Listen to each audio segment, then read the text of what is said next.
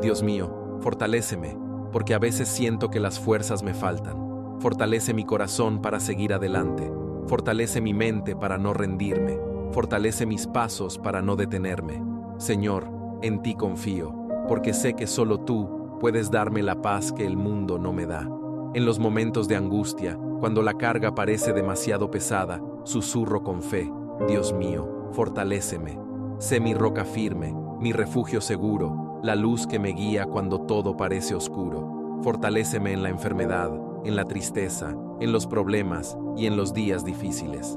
Dame la valentía para enfrentar lo que venga, la paciencia para esperar tus tiempos y la esperanza para creer que lo mejor está por llegar.